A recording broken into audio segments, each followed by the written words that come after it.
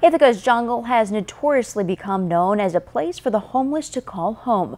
WENY Washington Bureau correspondent Kellie Meyer brought you the story last year as city officials worked to clear it for good. Now she's back to see who's still living outside and how Congress can put a roof over their heads. We came back to visit some of the same spots we were in just a year ago, and although some have found housing, there's still some of those that remain here outside. Makes another trip into Ithaca's jungle, a trip he's been doing for the past 5 years as he tries to help those stuck inside. People like Scott and Cindy, they've been living in the jungle for over a year. Their entire lives are packed up in suitcases and tents behind them, all because they couldn't afford their rent. What needs to change? What needs to happen for you guys to get back on your feet?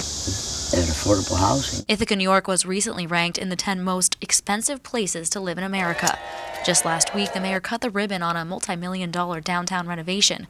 Days later, another ribbon cutting on a new affordable housing complex. He says that one was his favorite. You can not just build a city worth living in, but you can give more people a chance to live in it.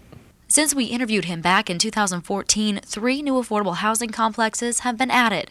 But he fears Congress will make cuts to the programs that fund these projects. It's hard to imagine how anybody could know the extent of the problem and still vote against these people. While the funding is being debated on Capitol Hill, has taken matters into his own hands, building little homes he calls Second Wind, and continuing his weekly visits to the jungle, hoping people like Scott and Cindy get a second chance. I don't think it's supposed to be this way. It's just not supposed to be this way.